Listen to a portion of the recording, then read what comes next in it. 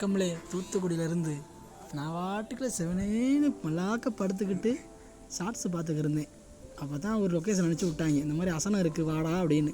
அசனம்னா என்னன்னு கேட்டேன், நீ வாடா அப்படின்னு அனுப்பிச்சி விட்டான். இந்த ரெட்டலைக்கு ஓட்டு கேட்குற மாதிரி கை நீட்டுறான் பாருங்க, இவன் தாங்க ஆலன்.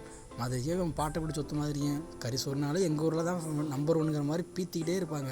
இந்த ஊர் மோசம் அப்படிமா, ஆனால் சோறு போட்டால் போதும் ஆளாக வந்து நின்றுவாங்க. சரி வந்துட்டோம் அப்படின்னு பார்த்தா நாங்களும் ஒரு 2 மணி நேரம் நின்னுங்க. சரி ஏன்டா எந்திரிங்கிறான்னு பார்க்குறேன், ஒருத்தனை எந்திரிக்க மாட்டேங்கிறான். அவங்களும் அப்படி இல்லை, நல்லா அந்த மதுரையில் பாண்டியில் கறி சோறு போடுவாங்க பார்த்தீங்களா, அந்த மாதிரி இங்கேயும் கறியை அள்ளி தட்டுறாங்க. இவங்க தின்னுக்கிட்டே இருக்காங்க. பொறுமையை எப்பா ரொம்ப சோதிச்சிட்டாங்க. ஆனாலும் சரி பரவாயில்ல அப்படின்ட்டு ஒரு 2.5 மணி நேரம் இந்த ஆளன் இருக்காரு, அது வரைக்கும் கதை சொன்னாப்புனால ஒரு வழியாக இலையை கொண்டு வந்து போட்டாங்க. அப்பாடா அப்படிங்கிற மாதிரி இருந்துச்சு.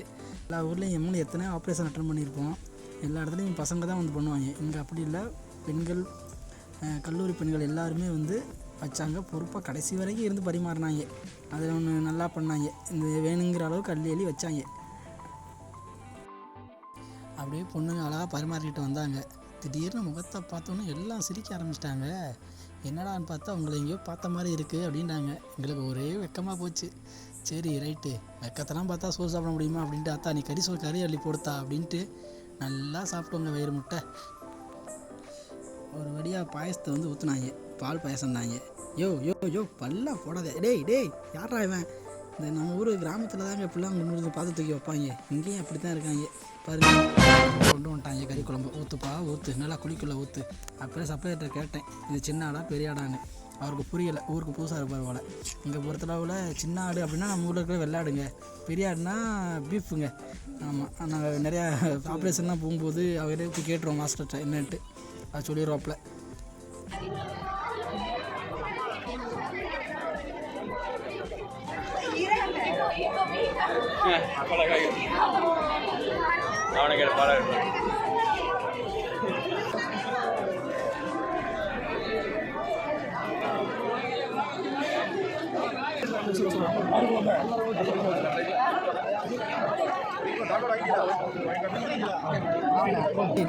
டேய் இவன் திருந்த மாட்டாங்க, யாரும் தெரியல, பின்னாடி இருந்துக்கிட்டு அண்டாண்டா வாங்கிட்டு போயிடறான் பார்சலு. கடைசியில் பஞ்சு மிட்டாய் ஒன்று போட்டு விட்டாங்க, கேட்டால் 30 ரூபாண்டாங்க.